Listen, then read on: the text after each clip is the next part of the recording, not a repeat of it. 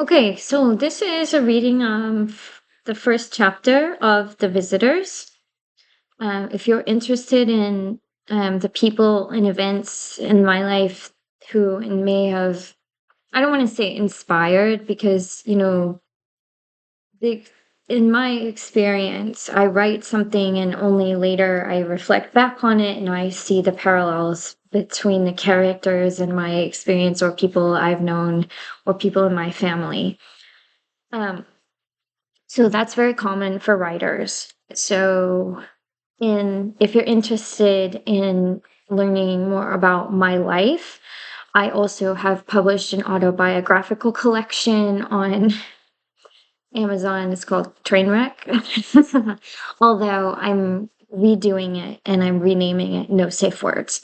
And I will be republishing all of the works in it on Substack when I am able to tolerate learning how to do Substack.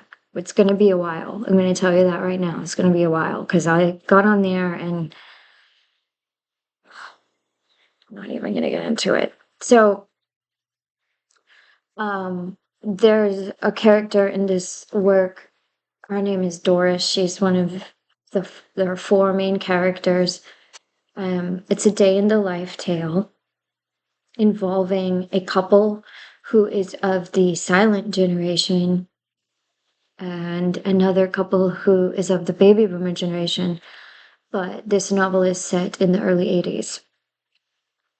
Um, so, in a way, people always ask me, what is the novel about? And I say, it answers the question, why did my parents' generation not get along with their parents? And so it was my way of looking back into the early adulthood of people my parents' age and how they may or may not have reconciled themselves to the older generation who came through the Depression, who went through World War II. Now, I had a maternal grandmother who was like my rock. She was very stern. She could be cold. She could be distant. It seemed like nobody was ever really good enough for her. And later in life, just before she died when I was about 35, she told me a great big secret. Okay. That made everything make a lot of sense. And I had always kind of suspected that she had something that she was holding back from us. Um, she was a military intelligence officer. And I was honored. I was overwhelmed at the time that she told me. Um, So anyway, this character Doris is loosely based on her, but not really. It's just sort of like a reflection, shades of Frances. Her name is Frances, and then they have there are two little girls in the book who are twins, and I based the twin experience on the fact that when I was very young, I was 3 years old, my father remarried, and he remarried a woman who had a daughter who was 3 weeks younger than myself. And so for a few years, it was like I had this little blonde twin. And if you have twins, you may notice that even though they are born during the same event, maybe there's one that develops a sort of more exploratory, protective leader like personality and one that hangs back, you know. Um, Maybe that's the case with your twins. It was kind of the case with my stepsister and I. So Mona and Lizzie in the novel, I think that's where that comes in. I'm very fascinated by sibling relationships, and it comes through in my writing a lot. So here we go. The first chapter is called Gila Monster. The Gila monster had likely been in the house for days, possibly weeks, the animal control officer said. Slinking demonic in corners, closets, and under furniture, its first priority was to hide, and it had only emerged in an effort to find water. It died of dehydration, its body curled around the shower drain like pooled lava, ancient and pitiful. Iguanas and other exotic pets often died this way when they slipped away from their owners, a sort of death by instinct, the officer said. When Doris discovered the monster, she was wearing a translucent nightgown. Her nipples were the color of bruised lips and floated beneath the cheap cotton like the mouths of the drowning. Doris did not care. For all the suppleness lost to her in the years since menopause, she still only wished that she could sweat. She found the desert strange and alienating without the ability to perspire. She had more respect and admiration for the cacti, waxy, serene, resolute against the atmosphere, holding out their blossoms of needles like tuxedoed waiters with trays of hors d'oeuvres at a poolside gala. Parts of her had the same prickly resolve. Her chin and the space over her upper lip sprouted bright gold hairs in spite of her pre-gay legacy of being a dark brunette. The monster did startle her, but only for a moment. She was used to such violations of living space as occurred on the mesa. Mice copulated in her walls. She could not hear them, but she knew it was going on, and that it was virtually impossible to stop the seething rodent reproduction. She once watched an exterminator reach into a crawl space and pull out a handful of just-born vermin so red and hairless they seemed like a cluster of raw, squirming berries.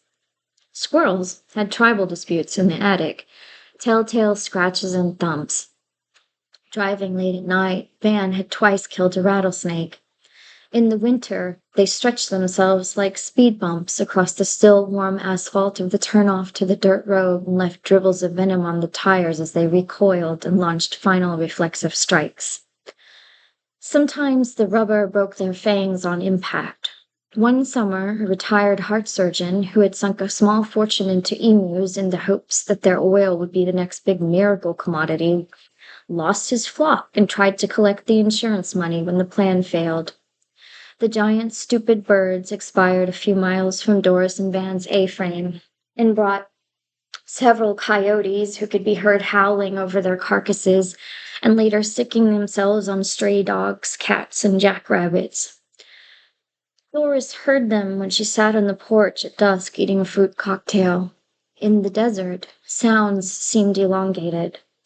There was nothing between them and the far-off squeals of the dying. No trees, hills, or houses, flat scrub and tinderbox dry air. Doris appreciated the directness. Sometimes the cats returned with blood on their paws and fluffy dandelion thin feathers trailing from their sticky mouths and noses. They licked themselves clean while she ran her fingers around the sides and bottom of the little plastic cup and sucked away the last of the sweet yellow syrup. The Gila monster had to be removed with a dolly and a hand truck. It took 2 men. They brought with them a spatula the size of a sidewalk square, which they explained was used for scraping away compressed roadkill. They had hoped to use it as a wedge to get under the creature and flip it, but the monster was already so stiff that it could be flipped manually. Had it been alive when she had pulled back the shower door? She tried to remember if there were a flicker of life in those glassy, bald eyes. With reptiles, one could not tell. She remembered the creature moving, but then decided she was recalling her own tremor of surprise. She did not call animal control immediately. She went downstairs and made toast and tea and sat in her robe. Neither Van nor the girls were up yet. This time of the morning, when mercury gray shot up into brutal, breathtaking Inca gold daylight, was hers alone. She sat for hours every morning, a child of post-war Manchester transplanted into the American Southwest, a robber baron of light. Potted catnip in a bonsai tree grew in the window, watered, mossed, and misted. She went about her morning chores with a calm, smug glee. Then the twins came down the stairs, crying and pinching each other and dragging a stuffed animal parrot they called Blackie by the ankles. Sandy-eyed savages, tow-headed terrorists. Doris watched them paw and claw and shriek and bang into each other and scrape themselves and their pretend hostage down the walls. Playing and fighting were simply indistinguishable to the outsider. At all times, they contained a prodigious energy equal to the desert light. Van said that to come between them during one of their rowdy spells was to tempt fate, like splitting atoms. Doris had watched them square off from opposite ends of the living room and dashed like rams toward each other. They clashed with locked arm gladiatorial precision. The couple had become inured to the sight of two blonde heads careering in space and to the hard tussle of little bone on bone. At the last instant, necks snapped up and forearms hit. One took a tumble, and the other ducked and rolled over her twin. This could go on for hours until they were all balled up together, panting into each other's eyes and nostrils, exhausted, content, and blissfully entwined as they had been in the womb. They woke, they fought, they ate, they napped, they wrestled toe to toe, they ate dinner, they bathed, they slept again. Above all, they destroyed. Moments, quietness, the fabled golden years of their grandparents and reluctant guardians. Of course, Doris loved them so much that to look at them made her whole body ache like a tooth with a cavity in it, and her eyes tear up uncontrollably. Such love wounds she did not imagine she could sustain for anyone after Mavis was born, and refrained from having any more children because of it. She had felt vulnerable, almost porous, emotions like a constant inner sunburn. Sometimes Mavis did not come home at all nights in her teenage years. Doris knew those dawns without her in the house, when she realized her daughter's room was empty and the sheets whipped and rumpled but not slept in, as if in a frenzy of restless legs or of packing, that death was nothing compared to the terror of motherhood. Still, the twins were a test of her allegiance to life altogether, of her vital energy.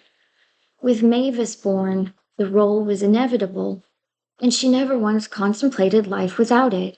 Now, raising Mavis's daughters, she sometimes wished for a suspension of this and all relationships.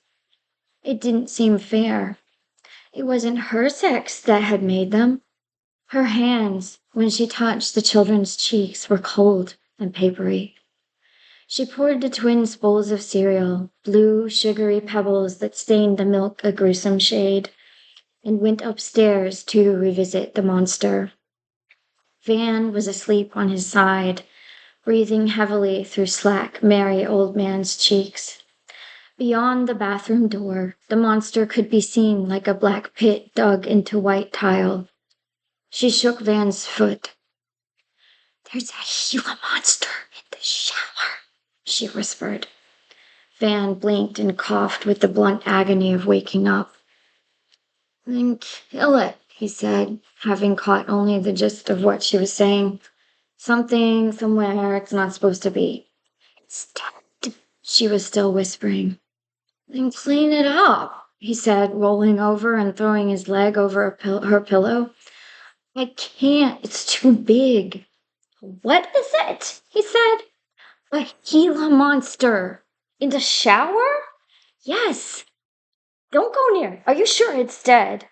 He put on his glasses and dropped them with a swivel of his head halfway down his nose. He peered over them at her in sweet protective alarm. He batted the air. "Shut the door. Those things are poisonous, Doris." "I know that, but it's dead. Look." She pointed to the creature. Van stood at the edge of the bed beside her and looked into the bathroom.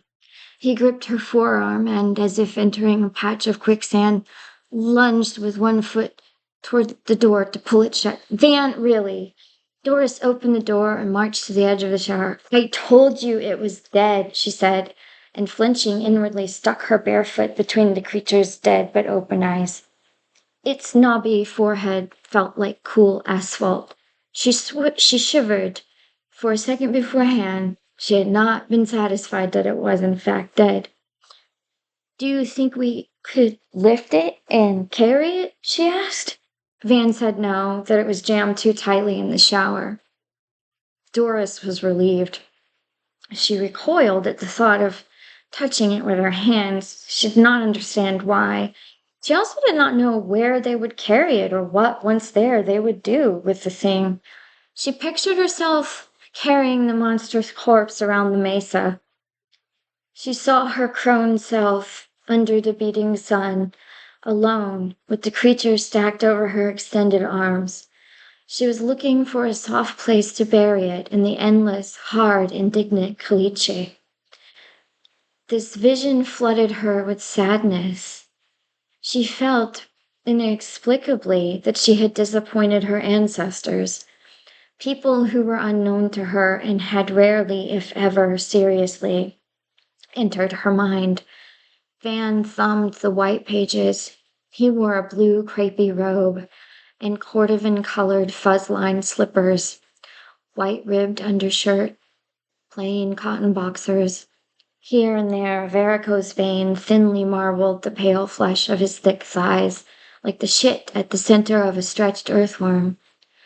Doris suddenly moved toward him and knelt and put her hand on his knees. "There's always something," she murmured, and he stroked her hair knowingly in response. "They'll have to bill us," he said. Her hand drifted up his thigh and into his. Her grip was openly sexual. He rubbed her knuckles lovingly. He needed coffee. He brushed her off and got up slowly and stood looking perplexed around the room again. She noticed his slowness and ignored it as she had been doing for months. Her inquiries angered him. She was both amused and alarmed at how, in old age, when their sex life had trickled to a standstill, the anger she encountered was based directly on some mistaken notion of virility. Everything was an affront. To help open a jar, to insist that he be fully hard before entering her, to say it was okay when he was not, to slip the hemorrhoid cream into his medicine cabinet, to bathe him with the same old longing looks in the late evening after the girls were down. She feared dementia the most, the slow withdrawal of personhood, the smothering and vanquishing of the ties between them. She'd had an aunt who tended to a demented uncle for 10 years before his death. It was like watching a person row a boat backward into a squall with 10-foot black-gray skull-like waves, the aunt had said. In the end, there were periods of near catatonia and intermittent wandering rages. Certain there was a holographic flicker of the man her husband had been in the deteriorating stranger, Aunt Selma had endured strange ambushes. She remembered Selma fleeing to her house when she had been a teenager. Her uncle, Saul was his name, had woken his wife up by scraping an opened pair of hair-cutting shears down the back of her bare calf. When the three of them returned to the house, Saul had let their canary out of its cage and was chasing the bird around the room. The bird plastered itself against the curtains and was nearly caught when its talons stuck in the lace eyelets. Panicked, it flapped its wings hard and rapidly against the fabric. Then it started biting its own feet. The women had the idea to spread a sheet against the doorway and to wait for Saul to run into the kitchen. When he did, he ran into the sheet and they tripped him. They had to pull the sheet taut to prevent him from falling face forward. They wound the sheet tightly around him so that he couldn't move his arms. The biggest concern had been that he would cut himself with the shears while he struggled to get out of the homemade straitjacket. But after a brief spasm, Saul grew calm and limp.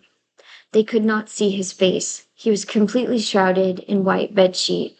Then he began to cry, a gasping, hiccuping, sorrowful sound.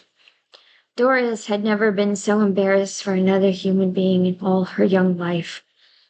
The sudden sense of wanting it to stop, of wanting to crawl away fast, to be anywhere else but there, witnessing that, never left her. It shocked her how much she blamed and hated Saul for making her feel that way. Her aunt crouched over him on the kitchen floor. Her voice was clinical and stern, a pewter fishing weight. When Saul was still enough and Selma felt it was okay to unroll him, they realized that he had managed to catch the canary and had crushed it to his chest in the struggle.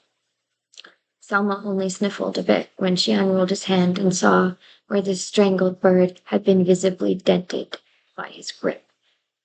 She took the bird and tossed it into the trash can like any common drumstick, then wiped her hand on her skirt. Sometimes Van would stand up and look at doorways in the house as though he did not know where they led. He forgot his purpose on entering more often, and he moved slower and reached for things more cautiously, as if he were always deciding what was the best route, the most time-efficient move. So it appeared to his wife. Okay, and that's the first chapter in The Visitors. If you're interested in that, I will put a link in the description. If you're interested in me, I'll put a link in the description to my autobiography. If you're not interested at all, thanks for listening thus far and have a happy holiday season. Bye-bye.